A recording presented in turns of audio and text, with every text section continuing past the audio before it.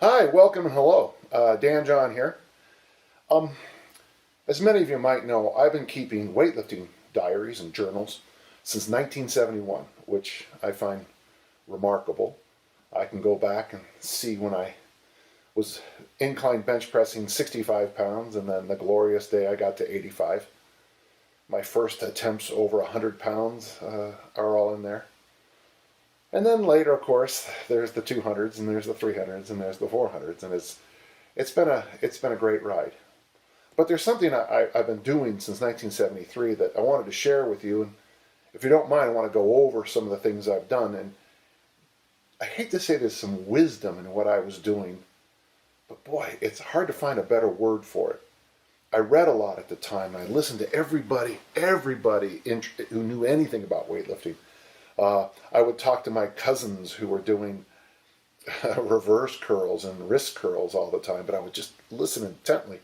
But one of the things that I did was I started on this little red book. Now, I have to be careful with it because it's literally just falling apart, and some of the stuff is the pages have fallen out and I've stuck them back in. But started in 1973, there was an article in Sports Illustrated about the 1973 World Championships. And there's a couple things. First, I didn't know this at the time, but the only American in the pictures was Dan Cantori, who lived in Pacifica, California. And of course, later on, I would be a member of the Pacifica Barbell Club. So this is a couple years before that all happened. And the other interesting thing is that the article was written by Terry Todd, the late Terry Todd, who later became a good friend of mine. He and his wife Jan have done more. Boy, it'd be hard to find a couple who's done more for the history of our sports, strength training, the track and field, than those two. And he wrote this article. And when he wrote this section on the 165-pound world champion, 75 kilo, Kolev, it just resonated with me. So I decided to bring out, and it looks like it might have been a Sharpie, but I don't know if they were invented by then. And I decided to kind of frame my vision of training by the way Terry Todd described Kolev. It's interesting to think back on this, because as I go through these different things I've written down through the years, I can see the impact it would make on my training when I was at my best, some of my best work in the 90s, in the aughts, and even the last few years, specializing with the professional teams and the military, that the roots are all right here in this little booklet where I jotted down some ideas. Let me read this to you. Kolev. He exudes confidence.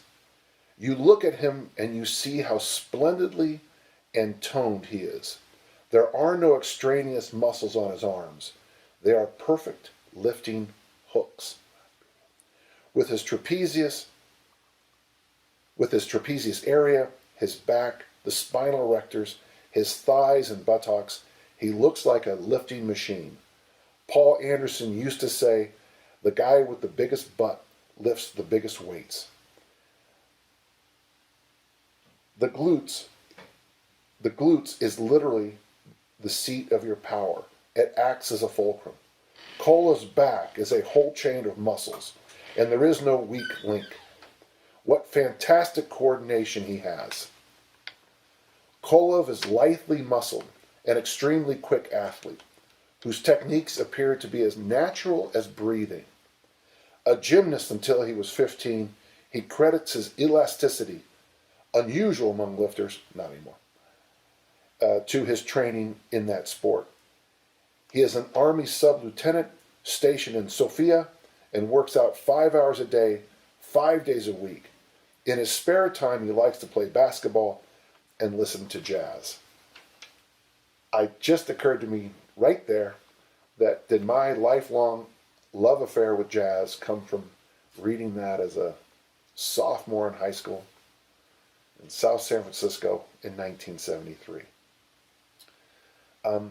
As I look at some of the later things that I find in here as we go through, I write about Peter Sheen's, the great West German coach's, mixed training, which became a staple of my training in the 90s, where you combine your sports performance with weightlifting. So Um, as a discus thrower, you do standing throws, followed by overhead squats, followed by the step and turn drill, followed by the squat snatch, followed by full turns, followed by the front squats. Thank you very much. See you tomorrow.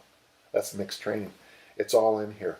A lot of the insights I have about confidence, about scheduling weeks. Some of us are just toss away little things. Um, this is how I warmed up for years. Russian coaches recommend squatting behind the neck presses. That's it. That's all. That's all it's written there. And as I look through this, I've got the workouts of Al Feuerbach, the great American shot putter, Anton Nikolov, the 90-kilo Bulgarian lifter.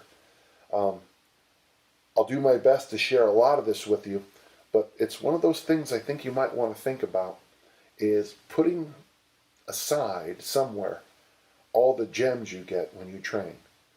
I'm Dan.